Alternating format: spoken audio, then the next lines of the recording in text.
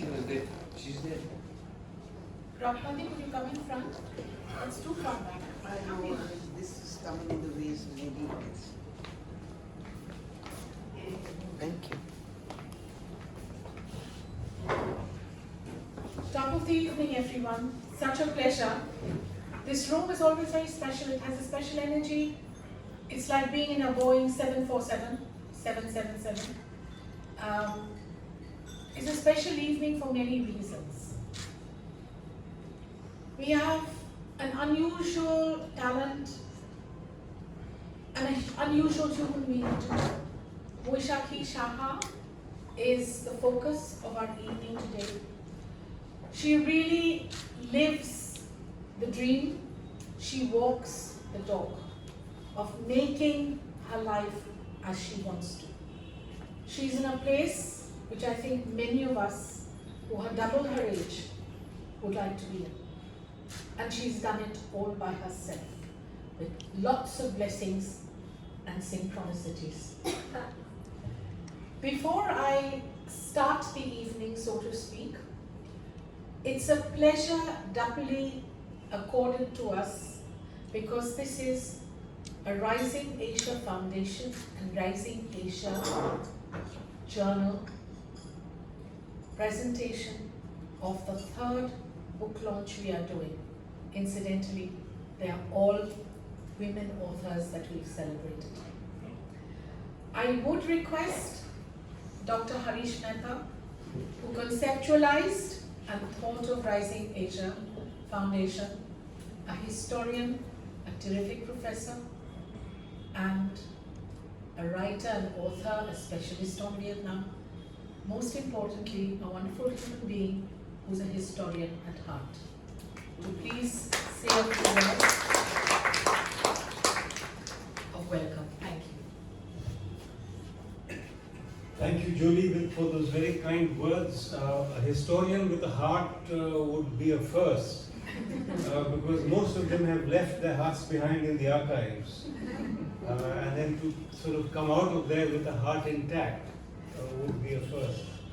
Well, a very warm welcome to all of you, the author, Vaisakhi, Julie, the anchor for the evening, and all of you to this Rising Asia Foundation presentation of a book launch. As Julie said, it's the third. I'll just speak a couple of lines about Rising Asia Foundation. The foundation and the journal are about 3 years old, and we are probably the only journal and foundation in India that looks at the Eastern world. You know, the only journal, the Rising Asia Journal, from Calcutta that studies India's Northeast, Southeast Asia, East Asia, China, Japan, the Koreas. Our focus, and you won't find another one like us that specializes in this field. So we will continue to work on sharpening our focus. So far we produced 9 issues and rigorously peer-reviewed material. Over 2,000 pages of articles have been published on our website, and the 10th issue is coming out in January. The foundation will continue to work in our core areas of research, and the underlying philosophy being that any monies that we gain will go towards charitable causes such as helping needy graduate and undergraduate students to complete their education. So with those few words, I will now, thank you, I will now welcome our president of our Rising Asia Foundation, Mr. Lahiri, who is here with us, to say a few words. Mr. Lahiri is an engineer at heart, having done his engineering degree from IIT Madras, and then he has had a long career with the Unilever International Group in senior management positions as a director based in the Netherlands for many years. And when he returned to India, as many expatriates do, he came and he became the chief executive of the Telegraph newspaper and he worked on many important projects involving multimedia. With Star TV, that he concluded important negotiations with them on behalf of the Anand Bazar Group. So with those few words, and of course, Mr. Lahiri and I have earlier served together on another Calcutta think tank. So we know each other for the last many years. So with those few words, I welcome Anida to come and to say a few words.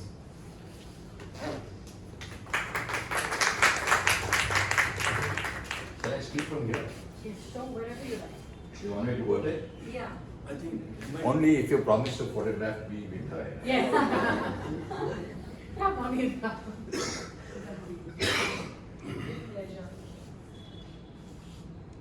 Good evening, ladies and gentlemen. We are here today to listen to and others speak on the work of this celebrity and a homegrown brand, and a brand that's so powerful. I'm very proud of a brand which has grown in this state of West Bengal. I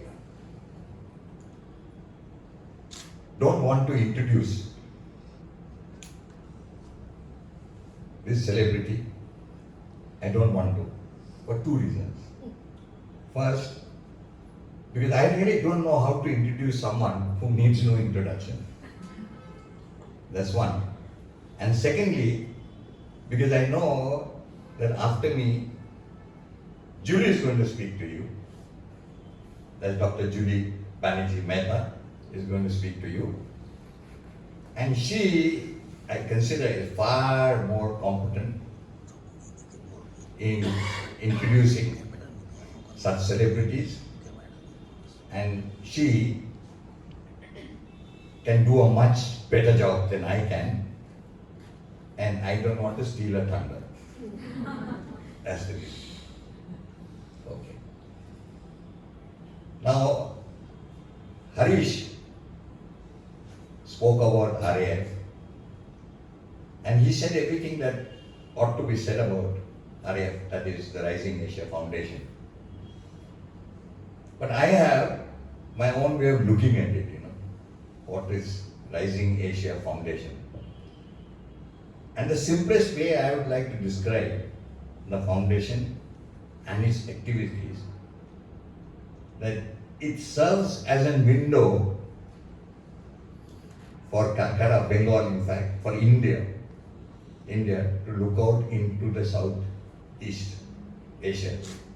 And it is for Southeast Asia to look in through that window to see what's happening in India. So we bridge the Southeast and India. And as Hari said, it is the only platform of its type. Right? And imagine what we could do with this platform. There are hundreds of ways that we can serve a very, very meaningful purpose. Right? Having said that, I wanted to say about a few words about this lady who is going to come after me. Right? Everybody knows her. Right? And I know her as you all do. But again, she is, you must know her because she, together with Dr. Harish Mehta, is the moving spirit behind this foundation. So the energy comes all from them. They are movers and shakers, right? And I think this is something very novel and unique, what this initiative which they have launched. And I'm very pleased to be a part of it because as I think through, there are so many things we can do with this platform. And that is why, and you know Julie and her knowledge about everything that is literature. And she is somebody can do the work of introduction par excellence.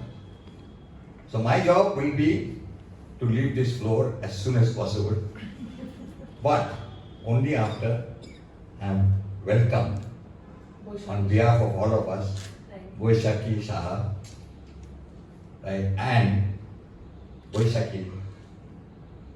What is that you say in Costa Rica? Pura vida. Pura vida, Pure life. pure life. So that's the way I would like to greet you and welcome you. By the way, this evening it was, it's not just meeting you or greeting you, but it was both greet and meet. Great and meet. I met you downstairs Yes. and I had the pleasure of being you upstairs. Thank you. Thank you very much. I'm Now honored. you. Thanks very much. Harish, by the way, Thank you so much. thank you very much for having said so many good things about me. But ladies and gentlemen, I just wanted to tell you that don't believe, what Harsh says. Take it with a pinch of salt. Because I am not that great as he's projected me. But I have to tell you that it's only the microphone which, what do you do with the photo? Zoom enhances. Which enhances or enlarges. That's it. So it's all Harish and Julie. Thank you so much, Ali.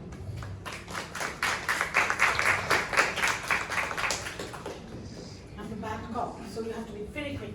So, Julie introduces me and then I introduced Mr. Lahiri. Now I have to introduce Julie very briefly. Very short. Dr. Julie Banerjee Mehta has an MA degree from Jadavpur University and then another MA degree from the University of Toronto as well as a PhD from the University of Toronto in Southeast Asian Studies and the Department of English, where she taught in Toronto for several years in that department as well as in the Center for Canadian Studies, and where she conceptualized the first course in Canada on Asian literatures in Canada. So in her classroom, the top novelists of Canada used to come because she had this energy and she was attracting them. So it became a novel experiment in that classroom. So have I missed anything? No. And now it's my turn to welcome Baisakhi Saha to this forum. I wish you many more books and continue doing the wonderful work you do. Thank you. Thank you so much. I hope I can live up to what I said, two gentlemen. I would first like to say a very, very big thank you to Boishaki, because not only has she so kindly agreed to come here, but through our mutual friends of Ananya Banerjee and Shormila, she is here today to share her time and her life with us. Having said that, it would be absolutely off the mark for me not to acknowledge three very special people here in my life and in my literary pursuits in this city, opened their arms out to me and have joined me in trying our best to promote book literature. One is Professor Choitari Moitro. We go back since we were in school. Our fathers were colleagues and very good friends. Then we have Anju Munshi, whom I met when I came back here. Anju and Anusuya are really my right hand.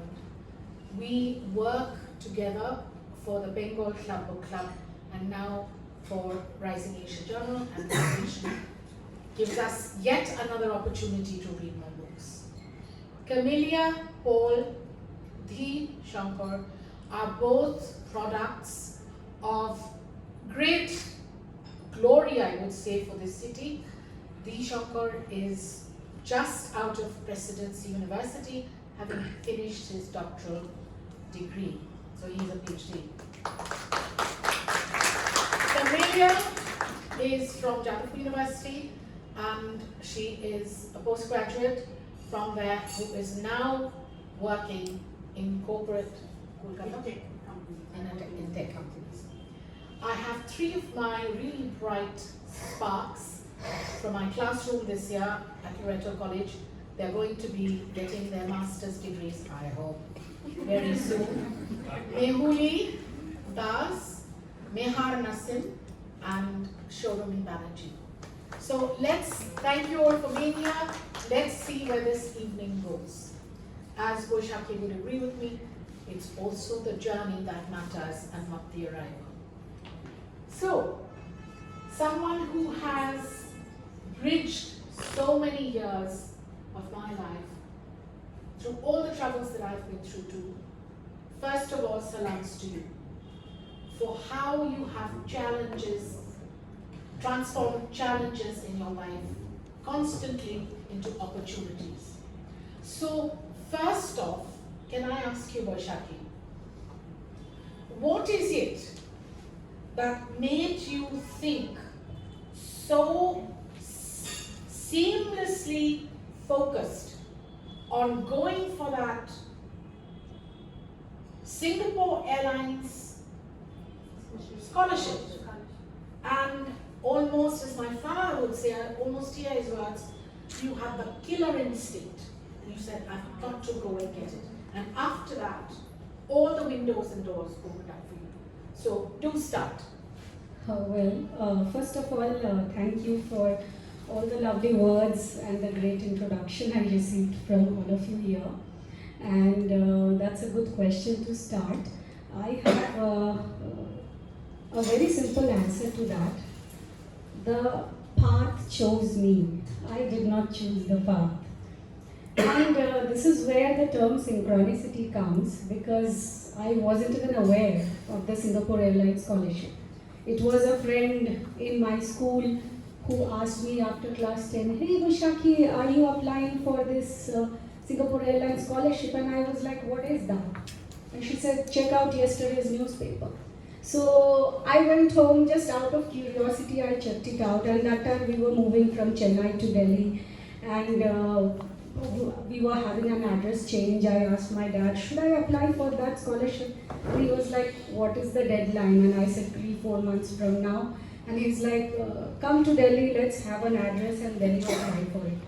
So I moved to Delhi, and I had kept that advertisement folded with me just because my best friend had recommended it to me. You know, I loved her so much, and I was leaving Chennai, so I already was very emotional.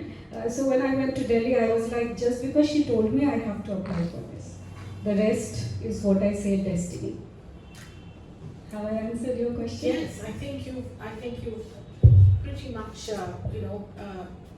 opened up the segue for us to continue. So I think I'll hold back since I've written so much about you. I'll let other people speak. So Professor Choitali Moitro, you've read the book Life Is Abracadabra, the second book by young Boishaki. What would you like to ask her from get-go?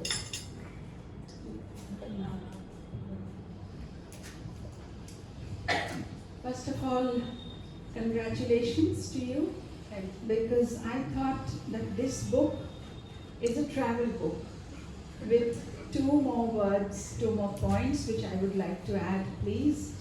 Number 1, it's a global travel.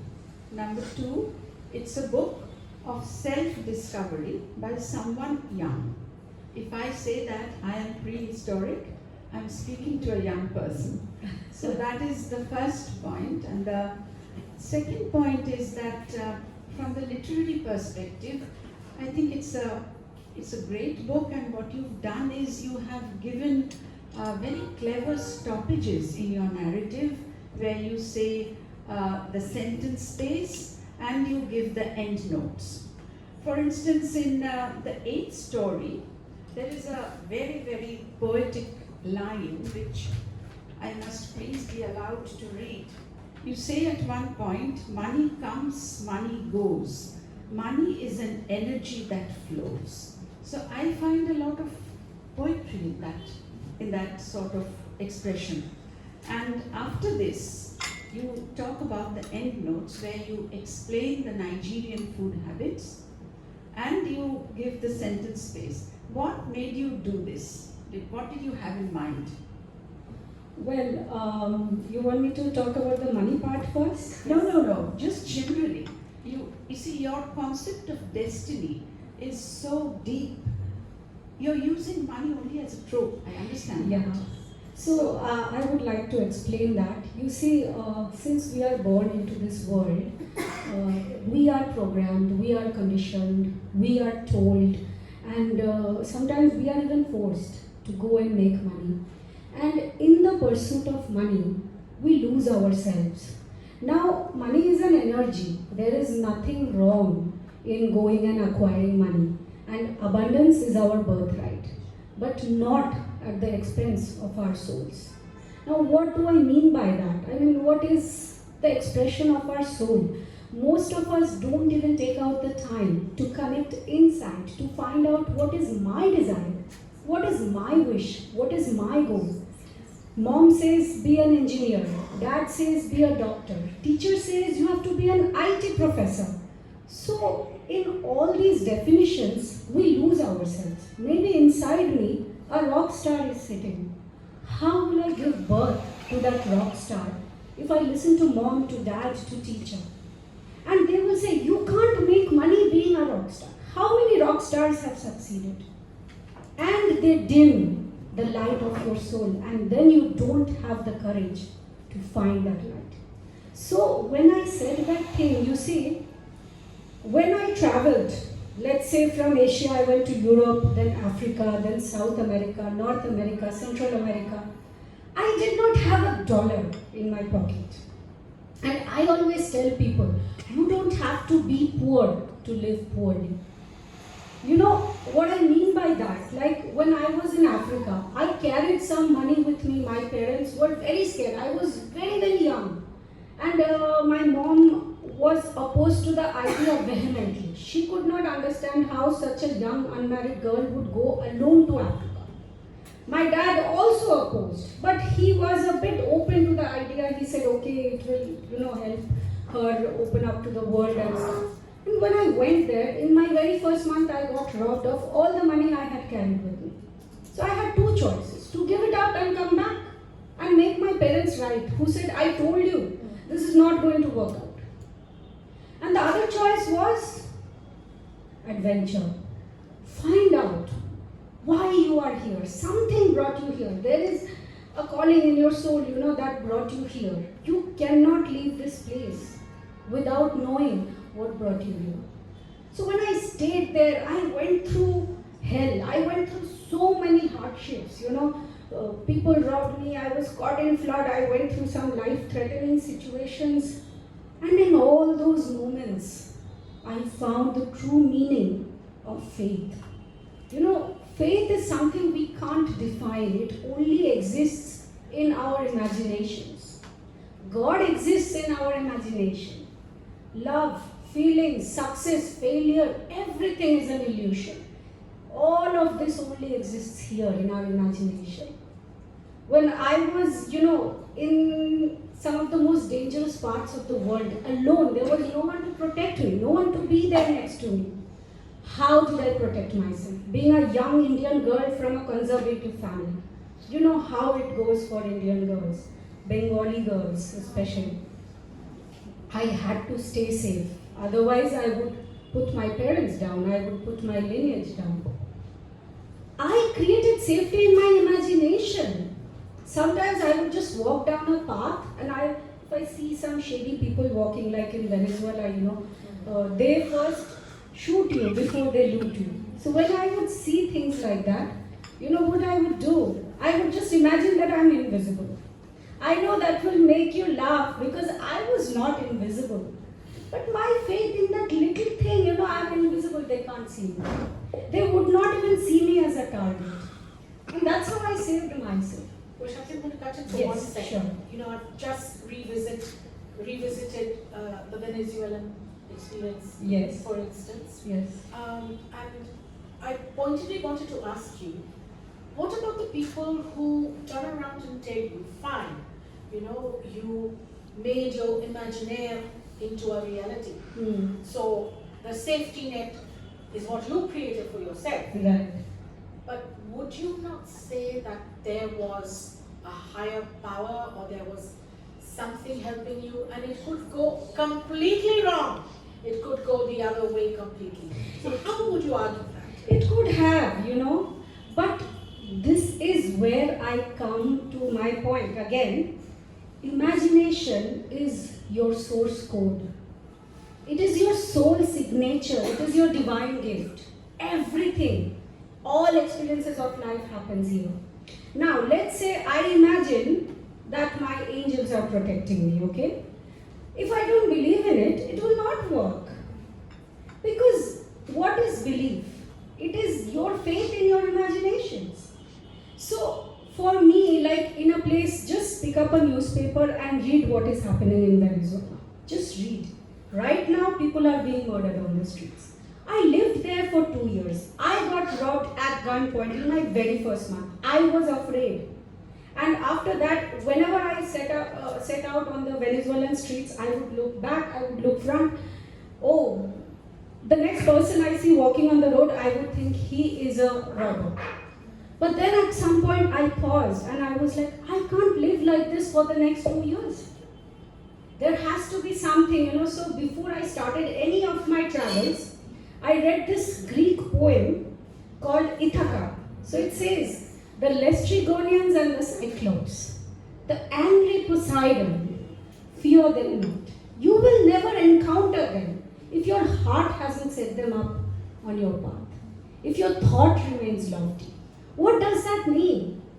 The moment you think about the fierce Poseidon or the Laestrygonian, you bring them into form.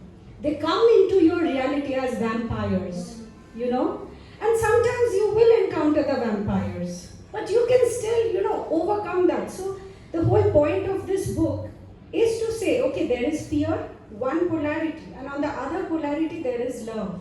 Everything happens between these two polarities. So when you are vibrating in a fear consciousness and you are trying to create faith from there, it can work if you know how to strengthen your prayers. But if you don't have faith and you think, this doesn't work, it will not work for you. Because in your imagination, you are creating the awful reality. And here on the other side, if you believe that, okay, I'm creating with my imagination and this is going to work out, you will meet dead ends. You will go to the blind alleys. You will make mistakes. And that is why we are here for the adventure of being alive. What joy is there when you do something, you make a choice and you know how it is going to end up for you. There is no Surprise. possibility of failure. Do something that you can fail at. That is called living. So what you're saying, perfectly. So what you're saying is what is ringing in my ears, and I know definitely for Camilla and me and for my students in Turkali, Robert Frost's poem, two roads diverge in a yellow wood. I took the one less traveled by, and That made all the difference. the woods are lovely, dark and deep, but I have promises to keep, and mine To go before I sleep. Mine Lovely, lovely. Thank you, Vaishakhi, for that. I'll turn the microphone to Anasuya, and please go ahead.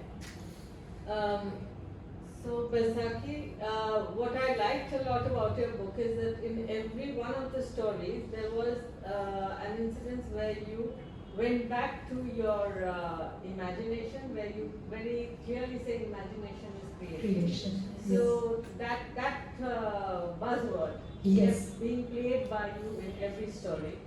And personally, I resonated a lot with all of that because I do see the presence of synchronicity, which I think was made a book by Deepak Chopra. Yes, Synchrodestiny. Synchrodestiny. But it I haven't read originates- that book. It Yeah. originates from Carl Jung, Yes. the psychiatrist. Yes. The psychoanalyst. I will explain synchronicity in a bit. Yes. Let's first hear your So, question. having experienced your life through your book and seeing how you overcame so many shortcomings, many to do with money, many to do with safety, many to do with realizing a passion or a dream that you had for a book, for instance. Correct. I didn't see in any of it a desire for a partner. So I was a little There is curious. one story. Now, that's a very one-sided story which happens in everyone's life. Right. But a young girl, an extremely attractive and exciting person, I'm sure there would have been many people attracted to you to walk the journey with you. Of course. So how come you never mentioned any of it in your book? It was not the goal of the book, because you see, in our society, especially here, like whenever I come, the first question people ask is, are you married? So, this whole concept of relationship is man-made. God didn't create it, we made it to create a system in society and culture, but not everyone comes to this world to live that life. Now, there were lot of people that were attracted to me. Also, you have to bear in mind that I was always on the move. So having a partner didn't work. And at some point, I felt that this is also, we work in sync with our higher self. We are just a projection, a little self, incarnated into this little body in such a short little lifetime, And we have a higher self that is guiding us. Now, in our cultural conditioning, we can say, oh, I have a desire to have that guy as my husband. It doesn't work like that. Synchronicity doesn't work like that. See, what happens, you're shown a sign. Or let's say you have to walk this path. You feel it. It gives you excitement. It gives you joy. And sometimes it takes you to a path. Let's say it takes you to a negative experience. And people say, I followed the synchronicity. I followed the desire. And I still had a bad experience. So I will say, the universe is very intelligent, right? The universe always lines us up with an experience that will cause our personal expansion. So sometimes that small desire in the moment will not cause our personal expansion. Sometimes we meet people and we think all the signs in the world and the coincidences have pointed me to this man or to this woman. So how come it didn't work out? No, you have read it right, but that experience, reality is like a mirror. Now what happens when we are born into this world? Maybe we have had abusive childhood, traumatic childhood, or to please our parents, we have had many coping mechanisms. We have disowned parts of ourselves that we thought wouldn't be appropriate. And then as we grew up, we became a person that people would like. So now let's say I have a feeling that I am not good enough as I am. I have to be a certain way to be liked. So now I meet a partner, I meet someone who all the synchronicities pointed, this is your life partner. So I meet this person and that person reflects back to me that dysfunctional belief I had adopted as a child. And what happens through that encounter, the person is mirroring to me the limiting beliefs, the dysfunctional thoughts that I have about myself. See, the purpose of life, very simply I would say, it is for us to know who we are in reality, right? So, if we have any limiting beliefs about ourselves, it will come out. How will it come out? So relationships are like the biggest mirror. So we all have I tell Julie, broken reality mirrors. What do I mean by that? So, I meet someone, I think this person will love me. If I have this person in my life, it will make everything good. Yes, and when I meet that person, actually the person turns out to be a vampire. So what happens is, why did that person turn out to be a vampire? If we are all divine beings, if we are, creations of God, and the light of our soul is, all that is, it is joyful and it is powerful, why am I meeting a vampire? So to explain that, let's say this is a lens, okay? Imagine this is a lens. And inside that lens, there are some bubbles. Okay, now if there were no bubbles, the light of my soul that is coming from here will pass through this lens without any distortion. and I will experience who I am. That is the divine being that I am. Now, when the bubbles are there, those bubbles are our limiting thoughts about ourselves. And when the light of our soul passes through those bubbles, they distort. And on the other side, we may meet a boss, we may meet a spouse, we may meet a friend, and people we think will help us, they turn out to betray us. So, because of these distortions and because of our own beliefs about our lives. So that is why synchronicities can lead us to a so-called undesired experience, but it is still causing a personal expansion of ourselves. It is still, expanding our concept of ourselves. And that is why, synchronicities are like your higher self or the deeper subconscious mind is communicating with the surface consciousness that we are not always aware of.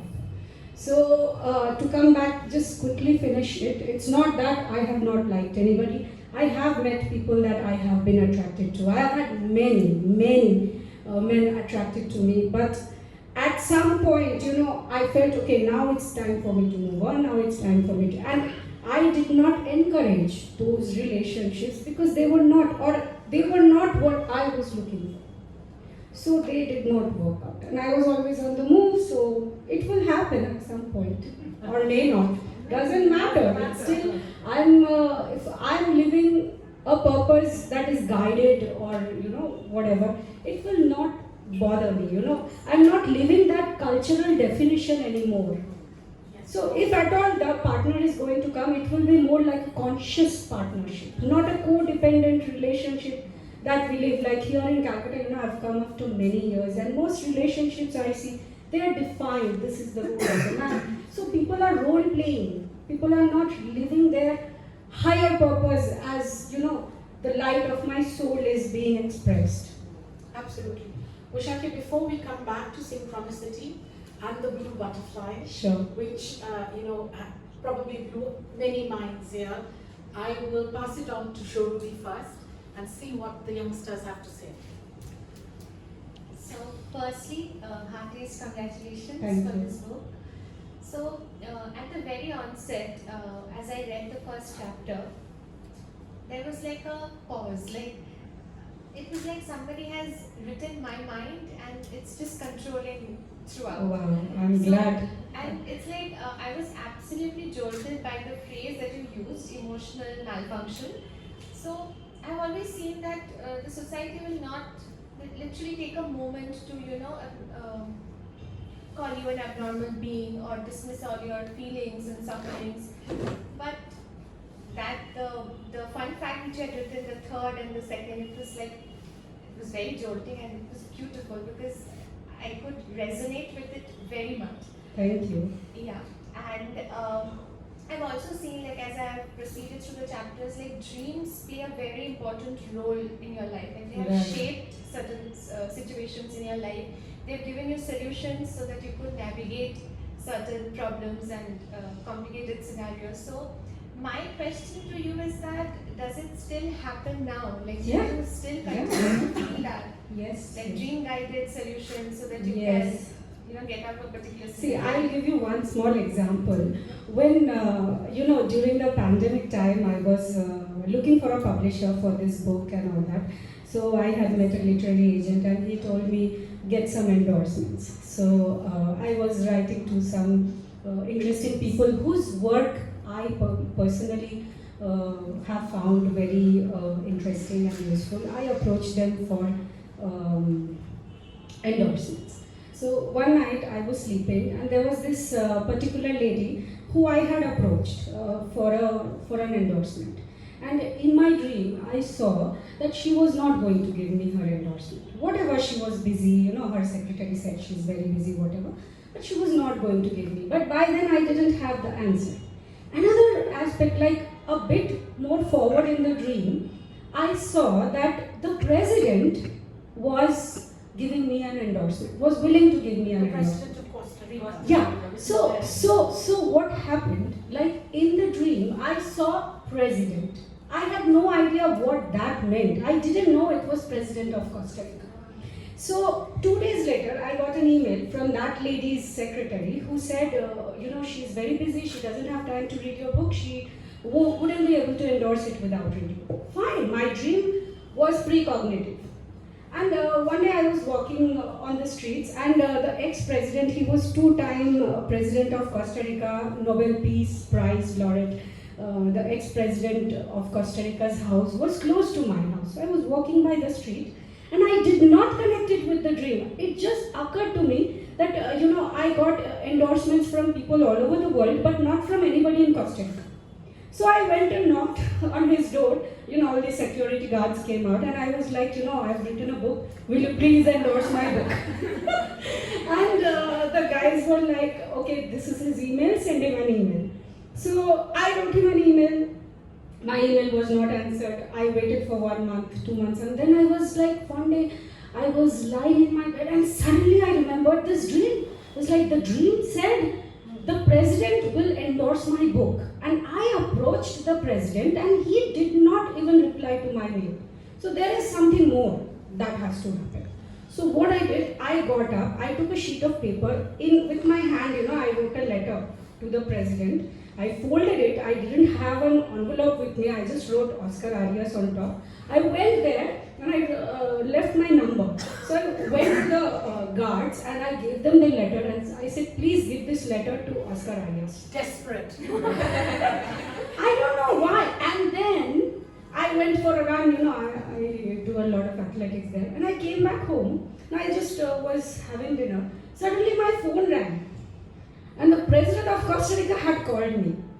And we spoke for 2 hours on the phone. Imagine. And he said, I've been to India, I love your country, and we had a nice conversation. And then I told him, and he said, okay, I have seen your book, I have, seen the email, I will read it. And after 2-3 days, he gave me his endorsement. See how the dream, first he had said no, I could have left it. But that dream reminded me that, this is how it's supposed to happen, and then it happened. It's one of my stellar endorsements. So, dreams still guide me. Thank you. Okay, so first of all, congratulations on your book. Honestly, I loved reading it because I see a lot of myself in the book, and I'll tell you why. I have a lot of questions. I would love to, because I really want to know, see, this is all my experience. If people can't connect with it, then there is no point in writing the book. Worship, just one sec. People on this side can't see you. Come let this side.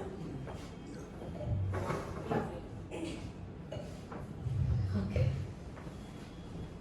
So you've spoken a lot about imagination, dream journaling. Yes. I like to call it the law of attraction, as most would. And I think I came across the term law of attraction probably in the pandemic when I saw the movie The Secret. A very common movie that most people start out with. And you know how I had never thought about it at first, but then when I started looking back at the events that have happened in my life, and everything started making sense for me. So first of all, I want to know, when was that moment for you? When you realized all of this started, like this has been happening for such a long time, so I should trust my dreams and my instincts. Well, see, there is no one moment. It doesn't happen like that. I think my concept of reality expanded multifold when I healed from that crippling back injury in a moment. So in that moment, as I said in the book, I was ready to lay down my life on the tracks. I didn't care. At one point your suffering is so much, you're like, if I have to live like this for the rest of my life, yeah, it's not worth it. So I thought my life had no meaning. Sitting here today talking to all of you, talking about meaning and purpose and emotions and dreams, see, this is a common human experience. Nobody can say that they don't dream. Nobody can say that they don't have imagination. Nobody can say they don't have feelings, they don't have emotions. And coming to your point, our society is least equipped. We give, if you are sick, I will give you a drug. It will suppress the symptoms temporarily because scientists, doctors, nurses, they read the physical and they diagnose it. Where is the physical coming from? We are not physical beings. We are first feeling beings before we are human beings. Feelings are the language of your soul, but we don't know how to navigate our feelings, how to understand. Let's say you are getting angry. It's a surface emotion. It's very volatile. Maybe you're angry, you're bursting out in rage, or the next moment you're joyful. So I will just, I dismiss it like, oh, she's, dramatic or bipolar. But that surface emotion has a deeper cause. So when you as an individual go down, where is this anger coming from? Where is this frustration coming from? You go back and back deep, you reflect on it, and you see it is my concept of myself. I am not enough, or I always face betrayal, or people always abandon me, abandon, guilt, shame. These are the common parameters of human experience. We all put up a front, maybe we have a lot of money, we show that, oh, look, I have this success and that success. But what is the inner world? Is it suffering? Is it joyful? Is it in pain? That is the garden that we should all nurture. And when we miss doing that, what happens? We fall prey to all kinds of illnesses, diseases. See, a dis-ease is a mind that is not at ease, and it gives a disease in the body. So that's what happens. Let's say, you had asked me this question for your Telegraph article, that if you hadn't followed your calling, if you hadn't gone on this journey, if you hadn't overcome these challenges, it would have been an altogether different story. Yes, maybe I would have been at one corner of the world. I was an IT graduate. I would have been programming in a big office, a small cubicle, Some people love that, but it was not what I loved. You could have been the head of Coca-Cola. I could have been.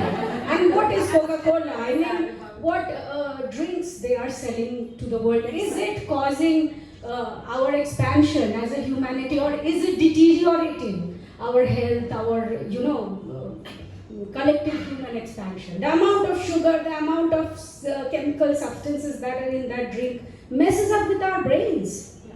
So, so that is purposeful living, that is conscious living, when you can, distinguish between the two, and you know what is the path to take for a purposeful living.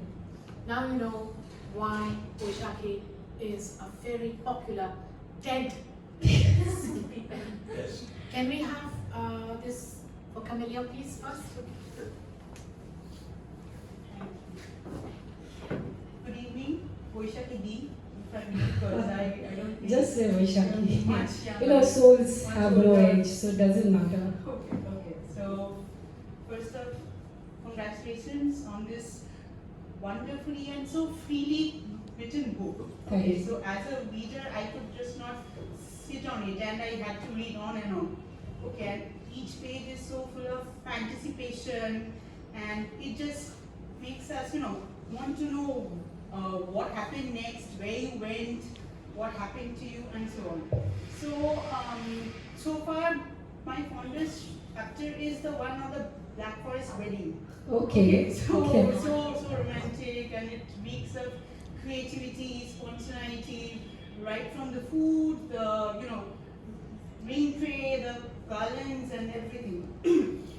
Okay, and I am a sucker for descriptions. Okay, so I seek art and descriptions everywhere I go and in everything I do. So this particular chapter was so appealing to me. It was so very picturesque. Right. And your wedding vows, like they're so unique, and I'm so glad that you decided to add those Right. to the book, and they are so well written, and they're weird in ways, but they move me in a way that at some point I wanted to get married with those. That's a Lot of You people. have another calling now. It's a big step. Just tell everybody that it wasn't your wedding. yeah, of course. Yeah. So my question to you would be that you are a motivational speaker, right? So while writing this book, did you, in the back of your mind, have this, that you could use your writing or this book as a tool to reach out to the masses, to share your experiences, not just your experiences, but your faith, your beliefs, and slice of your inner self to your friends, to your family, to your readers, to the world. Okay. So did you write the book the way you did with this in your mind and choose a particular style of narrative, to make the book? I'm Well, curious to know. that's a very good question. And to answer you, see, I was inspired to write the book, but it did not have any particular motive how I'm going to use the book to forward my story or something. For me, it was like I had to share what happened with me. And a lot of things that I said in the book is maybe a lot of humans have these experiences, but at a very surface level. So when I tell them about coincidences and synchronicities, maybe one coincidence happened in their life sometime. So a lot of people wouldn't immediately connect with that. But for me, it was a daring act. First, you have to understand, to write from such a deep space and to explain these very complicated, deep concepts in such layman's terms that everyone can understand, it was difficult. But I knew that I had to do it because it was the next calling of my soul. I had a dream, again, it was a dream where I was shown the book, and when I had the dream, I found myself in another life-threatening experience. So in that moment, I was thinking again that I was going to die. And in the dream, when I saw the book, your soul talks to you through feelings. The moment I woke up, the first thought or the first feeling that came to my mind is that you cannot die with all these experiences inside you. If tomorrow my life ends, this whole journey that had happened, when I was doing the journey, I never knew that I would end up traveling the whole world. It was revealed to me one step at a time. But at the end of the journey, like at the end of all these travels, something said that, there was a reason I traveled through all these continents, not for 2 days, 3 days, but for years. So I was studying these cultures, these belief systems, these traditional concepts, religious beliefs and dogmas and people's faith in different things. And somewhere there had to be something higher than all that. It couldn't just be like my religion, your religion, end of story. There has to be something that connects the dots. So what is that? The common human experience. So for me to articulate it in a very simple language, I didn't use any flowery language anywhere. But the motive was not to, oh, I'm a motivational speaker, so I should have a book. No, I didn't even think of it. It didn't even occur to me like that. It was a calling, like you have to share your stories. And now I know that if such a possibility can be for one person, let's say, it can be for all of humanity, because we are all connected. Our collective minds, there is no place where I am separated from you. My body is, because the body is a localization of our souls, but the soul is what contains the body and not the other way around. So I can't say where my soul ends and your soul begins, because it is, it is an energy, right? So for me, the book was an inspiration. And somewhere down the line, when this friend of mine died, I actually channeled him. And one psychic had told me that you have to use the media. First, you have to focus. Because I was doing a lot of things. I was dancing, I was acting, I was writing, I was fashion designing, I was speaking, a lot of things. Then she said, you focus on one thing because you have to bring your message. And once you have success in one aspect of your life, then all the other aspects will follow. They are like extensions of this. So then they said, you use a platform to spread your word, and the book was born. If I may add something to it, you respect your faith so much, your faith and your belief system so much. So can we call this book, a way of saying thank you to your faith for making you who you are on See, this stage? faith, again, for a lot of people, it can be a religious one. You know, when I say, what is your faith? People say, oh, I am born into the Christian faith. So for me, faith is not at all like that. You know, because religion is someone else telling you what is God. And until you have your own experience of something divine, you know, you yourself, we have divine experiences all the time, all the days. But we don't take note of them. We don't believe we are special. And that is the root of all problems. People say, you are so small. 1 point, you think you can change the whole world? We are not small. And when we expand in our consciousness is when the universe expands. Have you ever wondered, you know, scientists are saying the universe is expanding. If the universe is all that is, what is the universe expanding into? There is a universe inside each one of us. There is the macrocosm and then there is the microcosm. So you break down an atom, the neutrons, the electrons, the protons, you break it down further and what do you see? You see universes inside the atom, the electrons going around the protons like the planets go around the sun.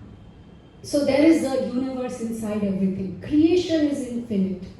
So, you know, we humans in our arrogance, in our ignorance, we think we are the only people in this universe and we have power over everything, you know, and we are abusing the earth, we are abusing the animals, we are abusing the planet, you know. Somewhere we have to understand this signature of creation, and if we can see that universe inside us, I say when you expand, when your consciousness expands, the universe expands. Wonderful.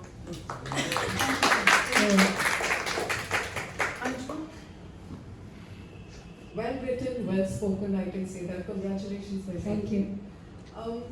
I think a piece of brilliance, a delicious slice of extraordinary, a good mix of faith and hope and positive spirit, and there you are.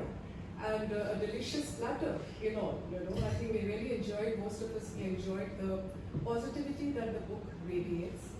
But I have a cynic inside me, and it asks me a question. Is it possible to have so much goodness happen to a person? Is it truly real for everything to be working out well towards the end? Is it too much of a Cinderella and too much of a Midas touch which is happening? And quickly, I think the rational and the logical person inside me took over and held on to science and said, self-preservation is a technique. Right. Self-preservation comes after rejection. And then the mind and the body get into an auto mode. Right. When everything is taken onto oneself and you fight tooth and nail to make it happen. Right. So probably that is one thing which took over from what I had spoken earlier. And I just give it to you. At your age, with this much wisdom, experience, and a very sound narrative, to have shared it with all of us, it speaks a lot. I think universe is magnanimous and it's very, very intelligent. I do agree with you. In fact, after reading the book, I was telling Julie and Anna that my perspective has changed. You know, I mean, lots of things, the way I viewed it before, are not. I have grown up telling, you know, I've grown up listening to people saying, be positive, think positive, you know, aim positive. I never really understood what that meant. You know, in fact, it was too much of a cliche, and I hated this line. You know, what exactly is being positive? But I think another thing I must tell you, I was completely, chased by, I didn't know what synchronicity is. Honestly speaking, some 5-6 years ago, I had no idea what synchronicity is, but I used to see 5, 5, 5, 6, 6, 6, 7, 7, 7, 11, 11, 2, 2, 2, 3, 3, 3. It became a little bothersome for me, but I didn't know that There was a message in it. I had no idea. For 3 years, I kept seeing it until one day in one of the clubs here, I met some friends and they were talking about this term synchronicity. So I happened to hear, I think I was meant to be there because I was getting a little bothered by this 1111, 555 and 444. So they said, this is what you see.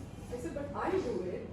And what happened? So I took an interest and I didn't know that I would be attending a book talk with synchronicity. See, that is a synchronicity. Life brings you to understand what is happening to you, right? So today I put 2 and 2 together and I realized that there is a track that I am following. And one thing which, like I said, you are much younger and equipped with more experience than most of us here. For, to understand that universe is intelligent.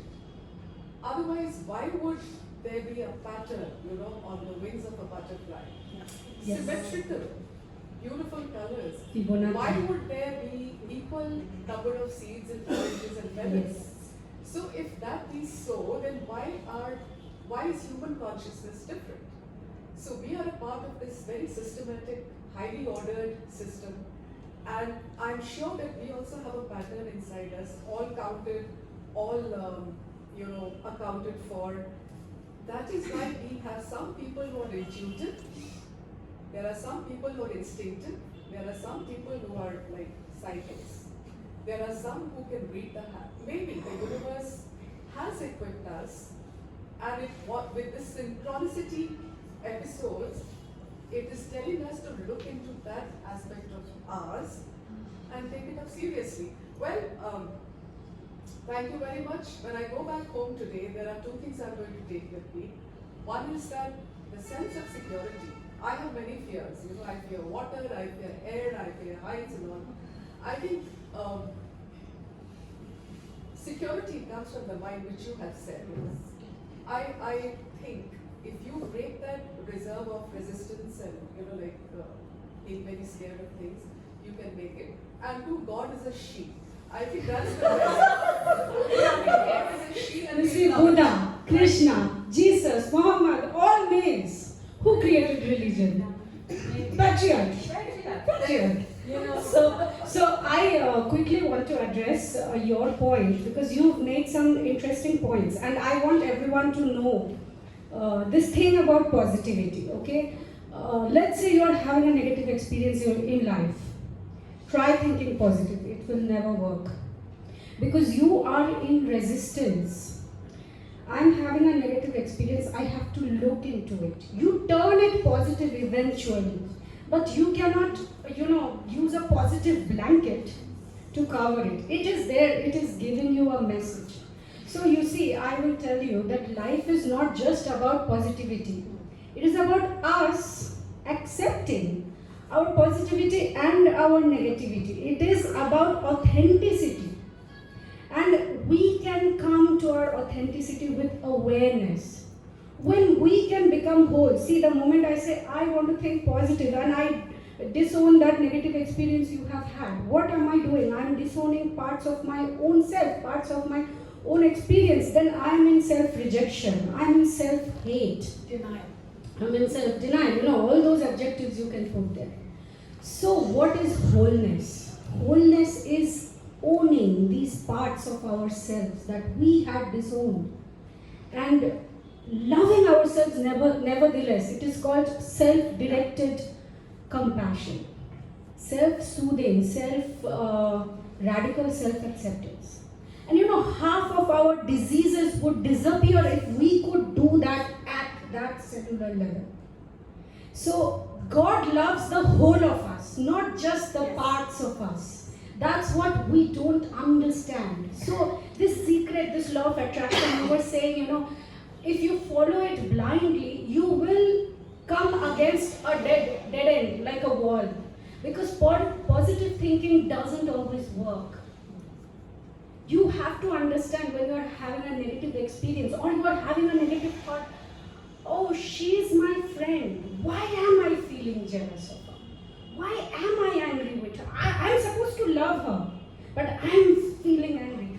That feeling, that emotion is conveying a message to you. You resist that, it will never go away. Never. You work it through, you look at it, some mirror, because people are mirrors.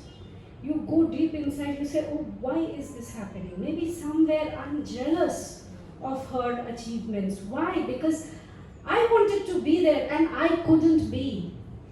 And why I couldn't be?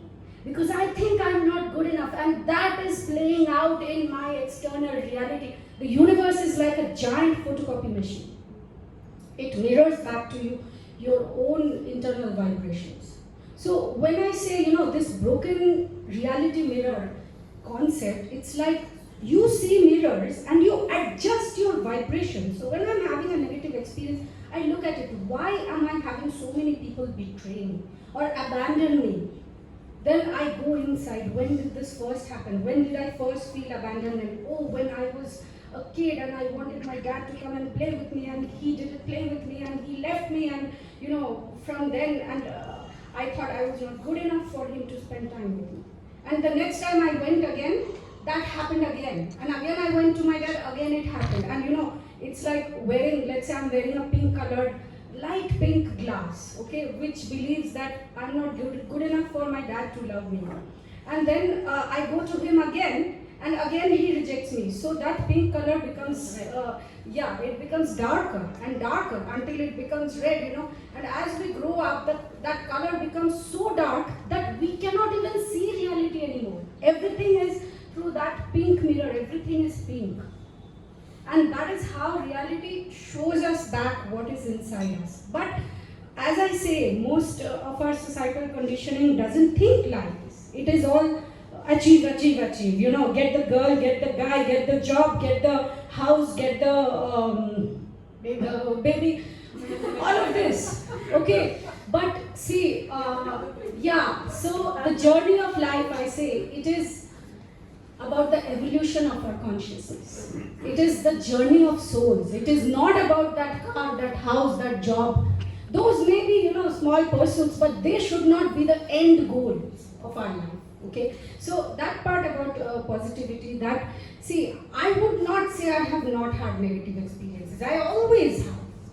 But I have also learned after all these experiences to come out of it and try to think of it from different perspectives. And then I will encounter a solution. Sometimes it takes longer. Like since I came to Kolkata, I'm having a very hard time because the energy of this city is quite dense, compared to some other cities I've been to. And I'm having some hard time here, And then again, in those moments, sometimes I lose myself, I lose my connection, and I am suffering. And then at another point, I'll just come out of it and I'll say, there has to be a solution to this problem. It cannot just be that God has given me a problem and there is no solution to it. Then I'll come up with something, I'll try something else. My work at let me just butt in here. Constructing an apartment from scratch in Kolkata. I have no knowledge. Really? Move on to maybe? Yes, just before that, you were talking about synchronicity, so I just wanted to say in a very one sentence that synchronicity is a way that our higher self or the deeper part of our consciousness, which sometimes we call the subconscious mind, is trying to send a message to the little self incarnated in this lifetime or to our surface consciousness. So let's say we are passing through a moment, passing through things in life, and when a synchronicity happens, it happens so our perception of that moment can deepen. There is something more to it, It cannot be that so many synchronicities are just happening, like what coincidence, what is all that? So it's like the higher self is communicating with the little self. We come here with certain purpose.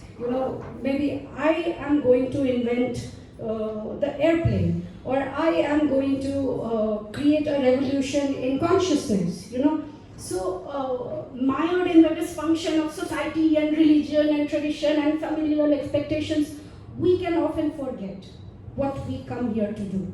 So in some moments when we are not consciously conscious, the deeper subconscious mind sends a signal. And sometimes we see it and we just reject it. We don't perceive it. So what happens, it recedes into our past without creating a single ripple.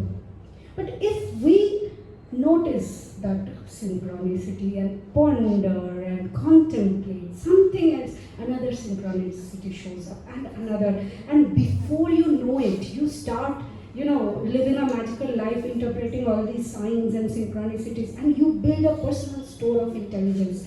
Because your synchronicities will not be the same as another's. See, you are a unique creation of God. There are no two snowflakes alike. So, just like we are unique, our fingerprints are unique.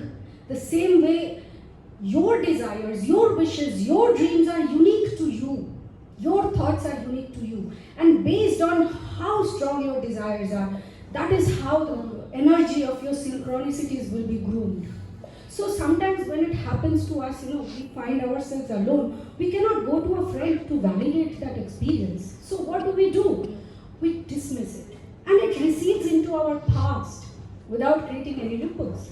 But if we acknowledge it, it can grow bigger and bigger, and it can create a transformation in our consciousness. People will look at diseases differently. People will approach a lot of our problems differently. If you are sick, I want to know what you are feeling. I don't want to just give you Panadol and say, hey, take this and your fever will go. So when we start, diagnosing things differently, looking at things differently, that is when we can create transformation in our human consciousness. Absolutely. May we, and then thee, and then we open up To the power. floor. Yeah. Keep it short, keep it focused. Firstly, congratulations on the book. And secondly, thank you for sharing your experiences, because I belong to a generation which is so mechanized and so cutthroat. There's a cutthroat competition everywhere you go, that we often forget that life is abracadabra, that magic exists. So it was really, really beautiful to read your experiences. And I just want to ask that you have written about the toxicity that prevails in the Indian conservative families. So when was that moment, that you understood that you want to break through it, that you understood that I have to get out of here to live the life that I dream of, and how did you do it? See, when I went to Singapore, that awareness hadn't dawned on me. But what happens when I left this place was when I was able to look back on it. Because staying in it, when you're having a bad experience and you are in it, you will never know it is good or bad, it's just an experience. But when you have perspective, what is perspective? When you have a different experience of life, you see different things, you see other people's perspective, and you're like, no, life doesn't have to be like that. It is like that because people believe that. So one step at a time, I realized, like if you are talking about back to this concept of marriage, like if I had never left Kolkata or never left India, I would have been in an arranged marriage, living a normal life. And see, I am not, saying that to put down anybody, because, everyone has a different journey in life, right? But for me, all this happened. Like, there is a story about how I fell in love with this German guy. He showed me different realities, and I was like, wow, that reality is so cool. I want to live that. And when I saw, as I say, what is right in one culture is wrong in another culture. What I think is polite, another person thinks rude, right? What is, correct in one belief system is incorrect in another belief system. So by what parameter will you define that? So when you step outside, like here in India, let's say when you're a girl and you have a dark color skin, people will say, oh, you are too dark, so you're not beautiful, because the parameter of beauty here is fair color. And you go to Africa and they actually have a soap which is called Dark and Lovely. So they celebrate their dark color. African women are so round and big and voluptuous. Nobody calls them fat. They call them curvy. When I was there eating all this yams and cassava and gari, I had put on some tummy and all that, and I was conscious of my weight. And these African students, they were like, oh boy, they call me boy, they were like, oh boy, that is another curve in your body. And I was like, wow, that's another way to look at it. We spend our whole lives trying to look good. according to whose parameter will you look good? Because one man will appreciate your skin color being fair, another man would actually like your British skin tone. When I was in Europe and America, people especially would be drawn to me like flies, because they all go to the beaches and they try to get my color. And I have this color naturally, which my own country doesn't appreciate. So, unless you see this, you will not know what is reality. You will think that what your parents told you, that is reality. So, because I had so many mirrors, I say mirrored mirrors of reality, then I was like, we are making it all up as we go. There is no one culture, there is no one religion, there is no one truth which is better or higher than another. There is no objective truth, because everything that anybody sees, the observer always affects the observed. So no matter how much science comes and says, I have proven this formula and I have done this, in the end, what you observe, you change it through your observation. Because we are all made in the image and likeness of God. I say God became man, so man could become God. So you see, God is man's imagination. We think God is like us. We put clothes on the God, we put sindoor on our gods, we feed our gods, God's time to eat, God's time to sleep, because we humans are like that. And the way we see God, so God is our projection of our minds. And we are projections of God's mind. So I always say, if you knew how God looks at you, you will smile. You will smile a lot, because God loves you just how you are, your wholeness, not this part of you that is beautiful or this other part of you that is ugly that God doesn't love. No, there is nothing like that. It is just, in our heads, dictated by these belief systems and cultures and traditions. Lee, we have you left. Good evening and congratulations. I think that mic is not working. The mic is fine. Ekটু জোরে বল. Yeah. Okay. So this book is very exciting to read. Thanks to multiple reasons, and one of them is the sheer precarity of your condition that you described in this book, and how vulnerable you seem during all your troubles, and they like the dangers range from local dangers, dangers from the local gangs and different hostile conditions, to the very administrative systems which you navigate. Right. Good observation. Even from the first world countries, Yes. yeah, but they have different regulations, visas, and you always have to narrowly emerge victorious Correct. through their systems, which I found really interesting to read about. Thank you. So I do have many questions, but I will put here only a few of them because we don't have much time. Right. So one of them is that I was right from the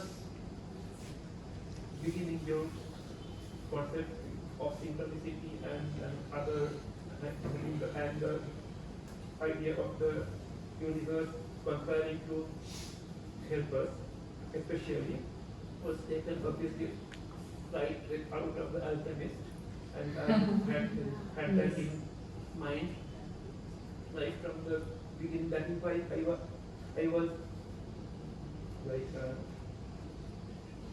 delighted to find later on that you do is actually mention it, and the Yeah. German Yes. immigrant that video. At a That certain was level. very, Yes. that was very like infamous too. Yeah, those books prepared me for this journey, you know. I don't know if I hadn't read them, if I would have had so much inner faith and light to shine. And the influence of the alchemist is quite Profound. on the surface very evident, and the other book, like the Conversation. conversation with God. God. So I think I have not read it. It's like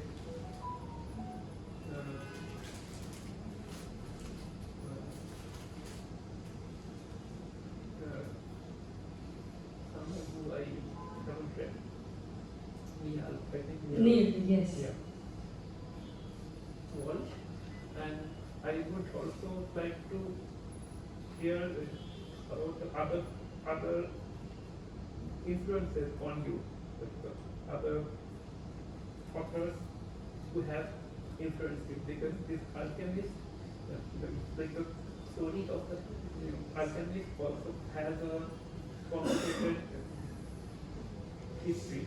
Like it starts like the basic story line starts with the Arabian Dream, recurring dreams. So would you like to?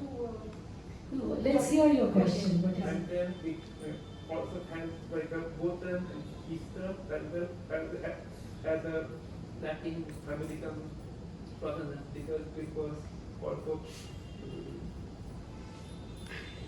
borrowed from Border, Latin American populace. So yeah, so it has a complicated history. So that was one question, like your literary influences, and the other question which I had was about the importance of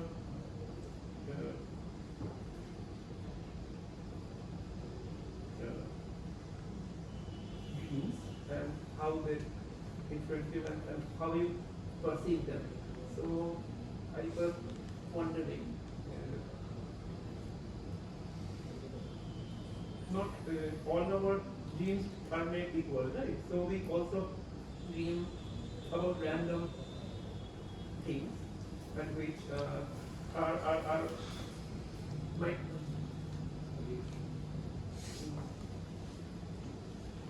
might not signify something always. So how do you really distinguish between the significant one and insignificant one? Next question. See, the insignificant ones you won't even remember. That's how you distinguish. When something life-defining happens, it's your best way to tell everybody. You remember it, it was something deep and profound. Same way, when you wake up and this dream is, playing in your mind, it has a message. And sometimes you just wake up and you're like, what did I dream? You're like, what? You forget it immediately. Another thing is that you train your mind. See, sometimes you have important dreams that you lose. And you wake up, yes, you wake up and you think you had a profound dream. And then you go about your ways, you go and eat. First you have breakfast, and the next moment you forget it all. See, angels, God, whispers in snippets. Doesn't come and give you long conversations. Hey, you should do this, this is your life path, this is your life purpose. They don't do that. They will send a subtle hint, message, and your soul knows the answer to that sign, But you just ignore it, go and eat something, and then tomorrow you're like, what did I dream yesterday? I knew it was something interesting, but I forgot. So one good way, if you want to harness the power of your dreams, you wake up, keep a dream journal next to you, immediately start writing. Okay, you're writing, whatever detail is coming to your mind, write. You keep writing. At one point you realize that you are making it up now. It's no more your dream. Like somewhere you're trying to stop there. Just write what you saw. Put the vivid details, the sensory perceptions that happened, the feelings that happened in the dream, put everything there. Because the other people also that appear in your dream are projections of you. So at that point, when you're writing, and you realize now you are analyzing, stop, okay? Write for 1 week or for 1 month, okay? And after some days, open your book and just read what you wrote. You know, something there will just seem random because, see, life is infinite. A lot of random things happen, okay? But something there will speak, you know, some feeling, something you saw. And when you try to merge it with your present reality, you will see there was a message, there was a message. And when you start seeing the message and you just perceive it, you know, your awareness of it will change your whole reality. You know, sometimes it's not even, like if I tell you that synchronicities will help you, or, you know, if you raise your vibration, you will not have a disease. Just the awareness of it can change your vibration. Sometimes a little more work needs to be done if your mind has become very rigid and nothing new, you know, influences it, then it will take more effort. Sometimes maybe a hypnosis session can change it, or some other kind of mind technique. But for me, I would say reality is not solid. You know, imagine this stone prison. Okay, you are in this, yeah, you are in this stone prison, and consciousness is so slow. People are following these regimes and these rules and this thing, you know, and nothing changes over thousands and thousands of years. That is the concept of solid reality. Maybe 100 years ago, 200 years ago, human consciousness was there. Now we have evolved to a place where reality has become liquid. So liquid, you touch it and you start creating worlds. Yes, you see how much our consciousness has evolved over the past 50 years. When we didn't have smartphones and all, you know, life was slow. Now you open the internet, there is everyone bombarding you with messages. So whose message will you listen to? At some point you have to filter it through your own consciousness. No, that is crap. I don't need that advice. Oh, this is good. This resonates with my soul. I need this. Okay? So that's the answer to your second question. And to your first question, what other books? One book that comes to my mind very vividly is The Celestine Prophecy by James Redfield. And I want to talk about that because, see, The Alchemist, The Celestine Prophecy, these are all fictional stories. You know, before I started any of my journeys, I had read The Alchemist. That time, The Alchemist had a different meaning. And you know, the other day, like, you know, after all these travels, one day I was reading The Alchemist again. And I'm like, oh my God, what this guy wrote in fiction is exactly what happened in my reality. So see, fiction is also based on some kind of reality. And what had touched me about the Celestine Prophecy was this book, the third book in the series called The Secret of Shambhala. So Shambhala is this imaginary civilization that exists that you can't see, it's invisible. You have to raise your vibration to go there.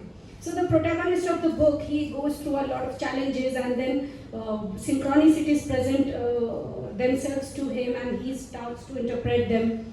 And eventually he reaches Shambhala. Now, before he enters Shambhala, he realizes that, you know, he is very cold. So he thinks, I wish there was a fire. And the next moment he sees there is fire. And then he thinks of, you know, some enemies attacking him. And the next moment he sees these enemies trying to attack him. What is happening there? See, when our vibration is dense, low, creation of reality is very slow. I think of something, negative thoughts, there is a buffer period for protection. So let's say I'm sitting here and I'm afraid of something.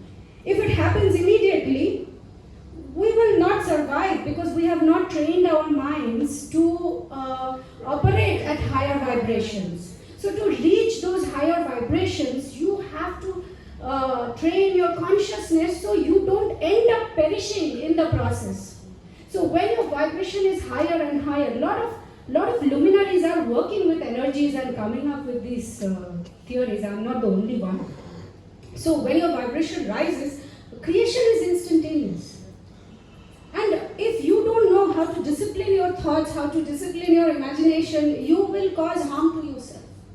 That's why a lot of people who are, plagued with a lot of illnesses and all, and their vibration is quite dense, and if you tell them to, think positive, that you can change, they will resist it because it doesn't happen to them, because it's that stone prison example. But slowly, one concept, one idea can change your whole perception of reality. And as you raise a little bit, that is how evolution of your consciousness is happening and your consciousness is expanding. So when you reach to this level, then you see the liquid reality. You're like, oh, I just thought of that and it happened.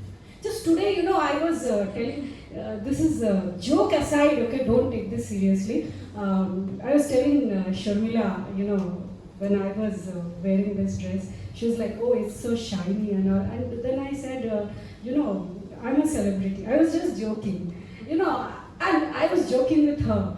And then I came and sat here, and he kept saying, she's a celebrity. See how fast that appeared in my reality. I did not go and tell him that I'm a celebrity. I was just joking with her. I said, what should be the dress code of an author? A clown can write a book and he can come in a clown's dress. I like fashion. I will wear something shiny. So what? And then I told her, see, I have to act like a celebrity. I have to act like a best-selling author. Then I will have this manifested in my reality. And I came here and he was all the time, he's like, she's a celebrity. See, it appeared so fast in my reality.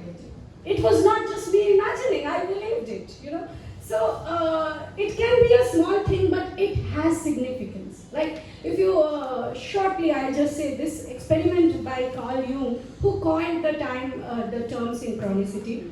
He had a patient, so he was a psychiatrist, and this patient was very intellectual. She had all these degrees and she had this intellectual defiance that could only work with rational and linear thinking and logic and scientific proof.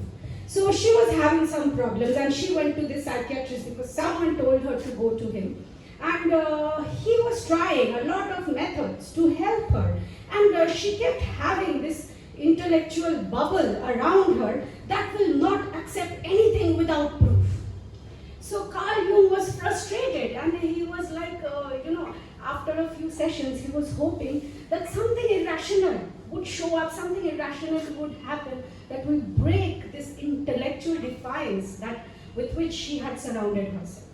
So one day she was sitting there in front of him and she had had a dream the previous night and she was narrating her dream to Carl Jung. She said, last night I had a dream where somebody gifted me with a golden scarab.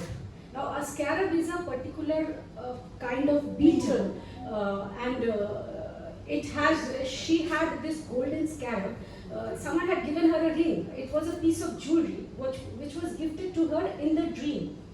And while she was narrating this story, this dream to Carl, he had his back to the window, and it was a dimly lit room, and he was listening to her, and suddenly he heard this tapping sound on his window, and he was like curious, what is that? It seemed odd.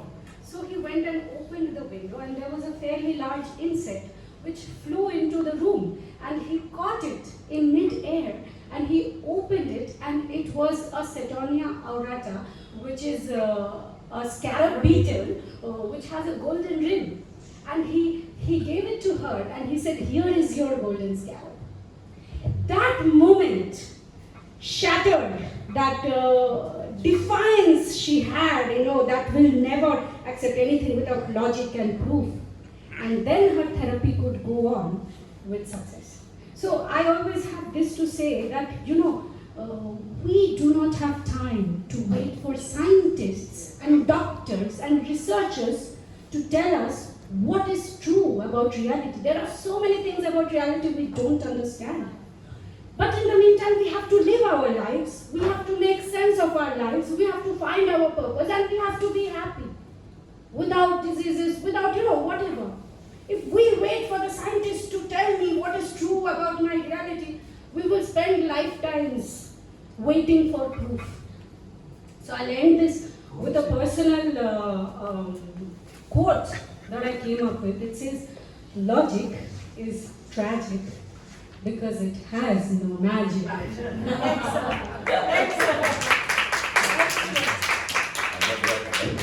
I think now, thank you, Kumar.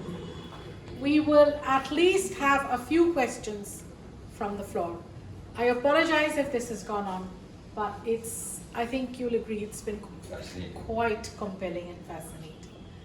I Ratnadeep, haven't read the book, so doesn't matter about the book. I just wanted to say that, in the confines of our prejudices and norms, I just feel, is it really, can one kind of go above all that? We haven't been able to. Yeah, that's why, see, this journey happened because at some point when reality gets onto you, you can stay comfortable in your bubble and good or bad, you just, experience it. So this is a consciousness where life happens to you.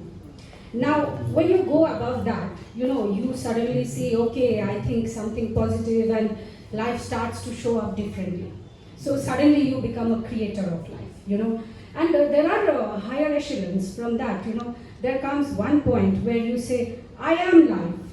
I am the one who is creating, who is the creator and the created. So what I see reflected in my personal reality right now is the product of my consciousness, of my belief system so far. When I'm willing to change my beliefs, let's say expand or transform, then reality shows up differently. Suddenly some of the darker aspects of your reality is not showing up anymore. Or even if some challenges are showing up, you are at a better place to handle those challenges. You don't feel powerless. See, powerlessness is a very, very difficult place to be at. So at some point, no matter what challenge comes, you say, I have come here for this challenge, because there is no challenge that will be given to you that you cannot overcome, that you are not ready for. So when a challenge comes to you, when a challenge comes to you, you say, this is what I came here for. And through that challenge, you have an experience of yourself. See, if those life-threatening situations didn't happen to me, if those negative, intense realities, if I hadn't gone through those experiences, how would I know that I am invincible, that I am unsinkable, I am unbreakable? How will I know? And that is who I am in my divinity, in my power. So, see, this is how consciousness works. When you have an empowered consciousness, you have an empowered immune system. You fall sick less. And when you have a disempowered consciousness, you have a disempowered immune system and you are always getting sick. And this is how it works, because consciousness is everything. And your immune system is not a protector. People think my immune system is protecting me. No.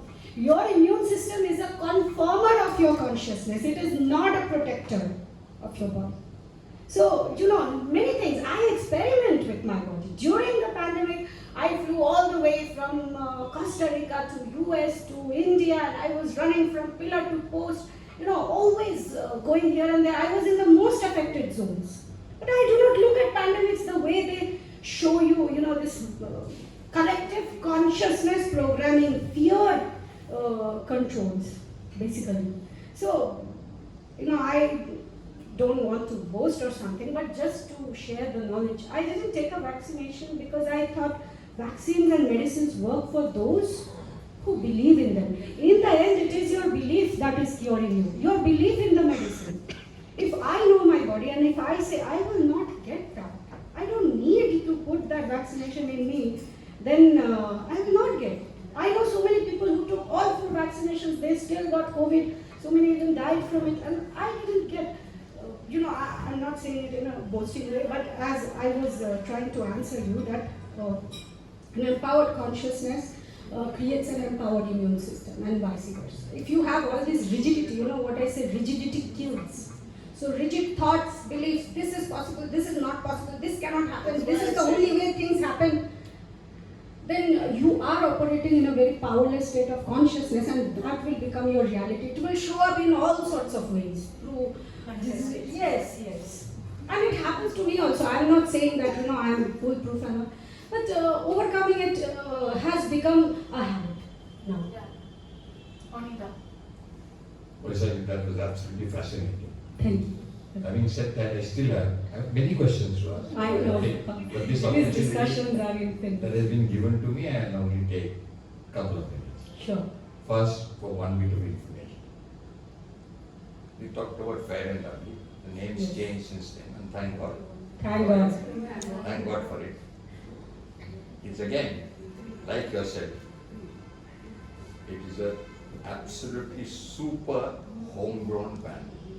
The That's band was born good. here, That's good. researched and born here.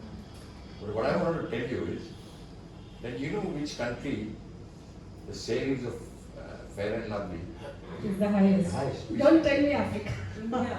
No, which country? India, Asia, Philippines, No, China. no, Japan.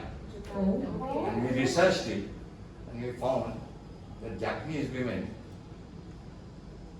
you know, wanted to remain fair. You see, Permanency. you know that Japanese tradition of these geishas. They used to paint their faces white. So somewhere the concept of beauty is white. So of course nowadays there are still geishas, but they don't walk around the streets. But that belief system, that conditioning is still in the heads of women, because women, the first thing you judge them is about how they look. Exactly. And in our country, it's still good. Go to Venezuela, go to Brazil. There is not a single woman you will see who's not walking with plastic surgery, and it's like a crime against women. But anyways, The second. yeah, second I mean, women do it to themselves. You know, No, yes. the second one is also not a question. The third one will be. Sure. The second question is that, you know, I only called you a celebrity. I thought that will please you. And you But now, confirmed. now I It's a actually surprise. believe that you are a celebrity. Thank you. The butterfly effect. Yes. Next, the question now.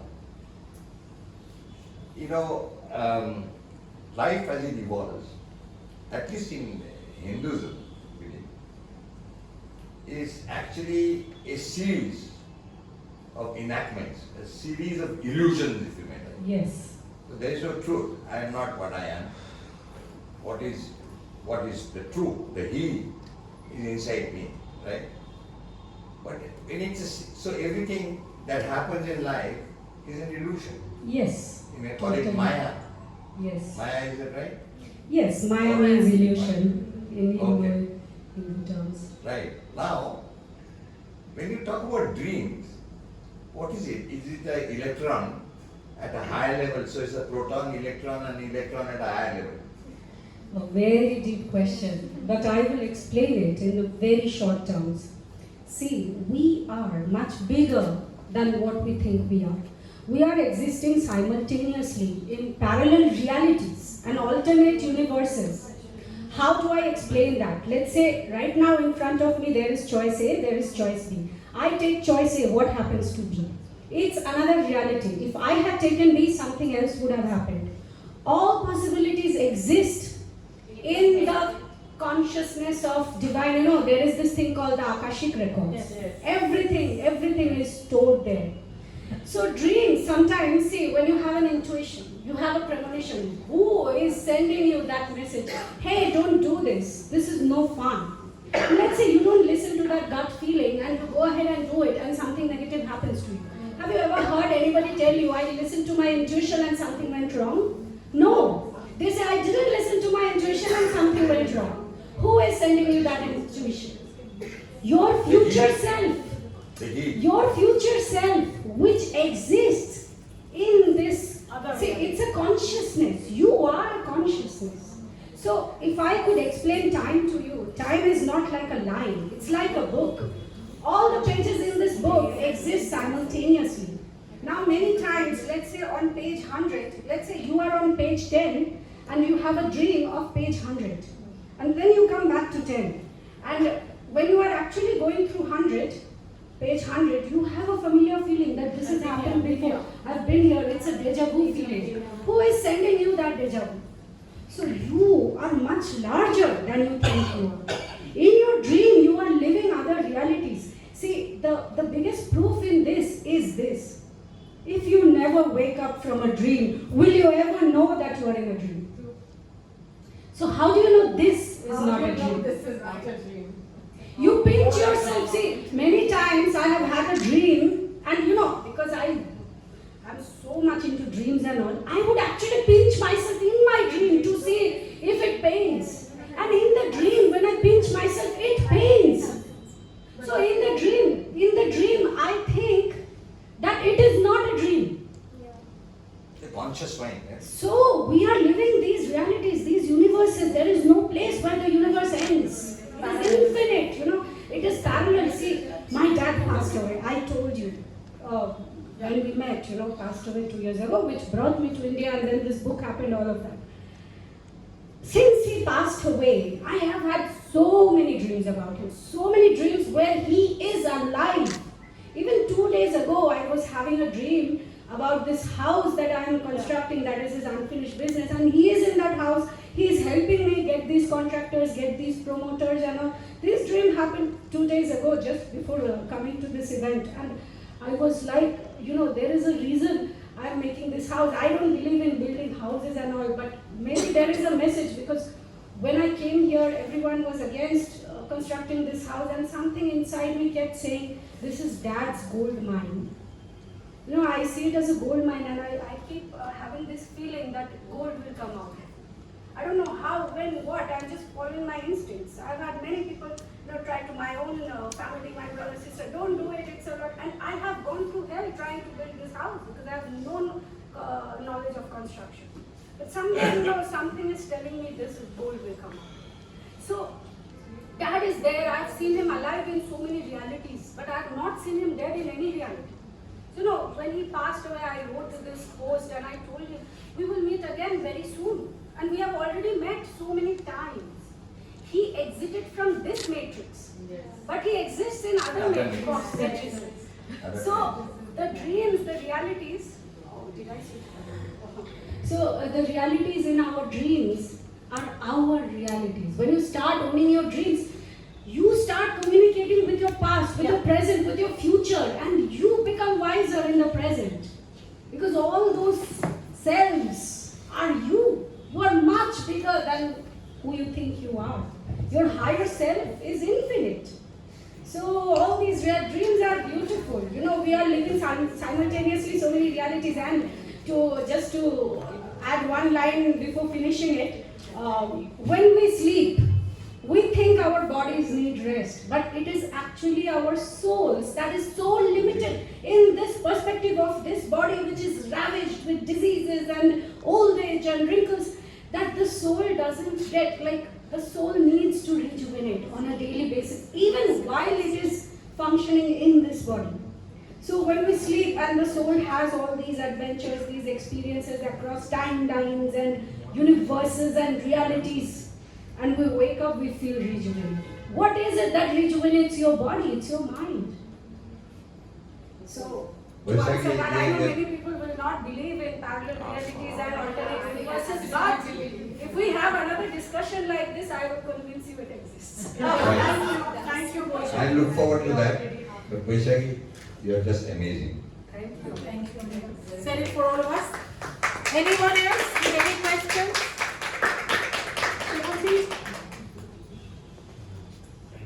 Please state your name. Yeah, my name is Sajid Ali. Thank you. And how do you reach the higher consciousness? Is there any way to reach the higher consciousness? Imagination.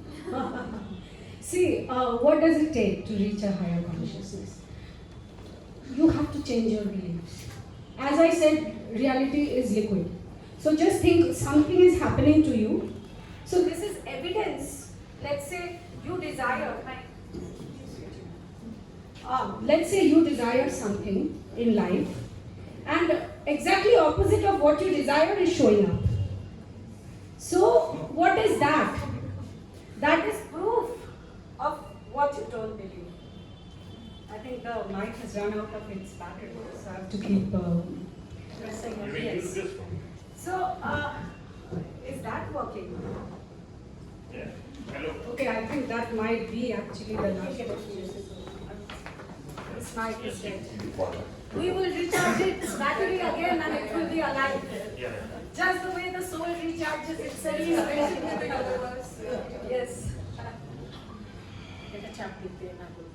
Okay.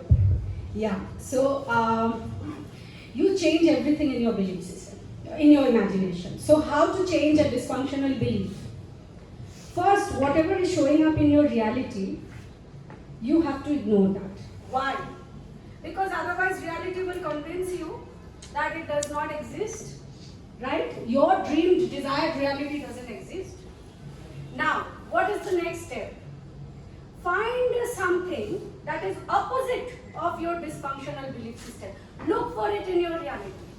So let's say you are very poor and you think that you can never make enough money.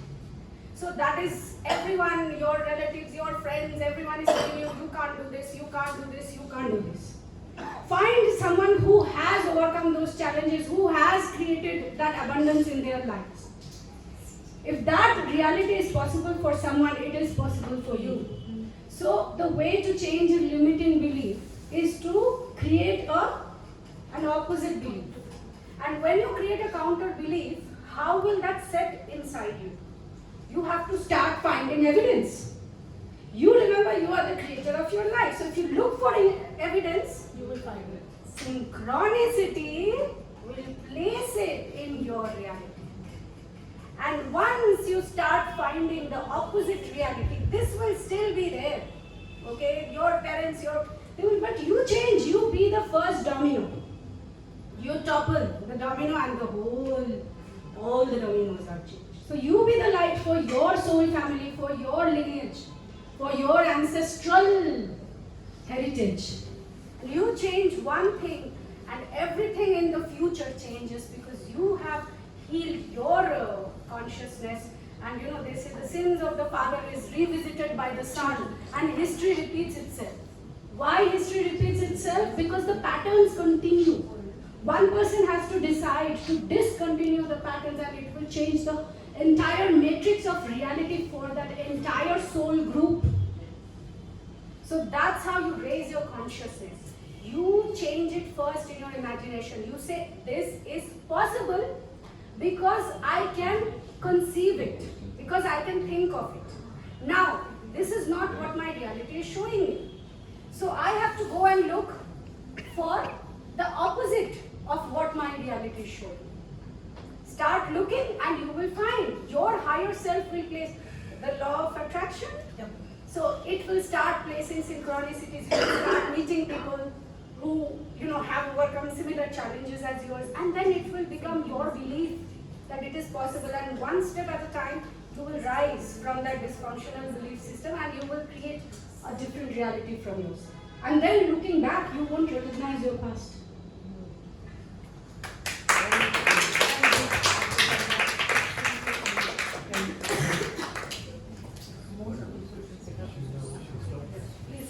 If you want to pick up, Everyone should pick up this book. Yes. It is a transformative journey. it's outside, the copies outside, you can talk to Moshe. Again, picking up this book, again, as I said, these are not just my stories, these are humanity's stories. That's why my dreams told me to share them.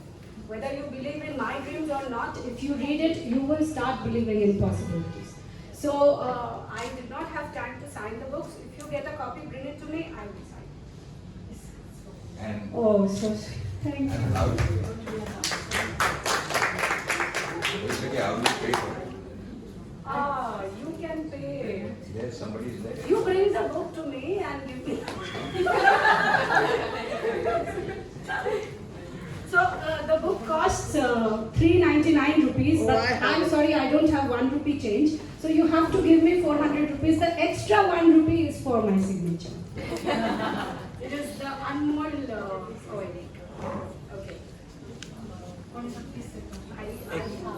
You have a pen with you? Yes, I do have. Yeah.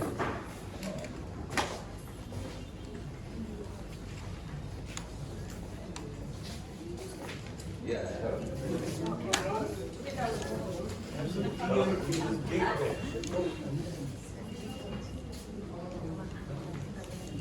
Oshaki, there will be people who want to share in your aura, so they will take pictures.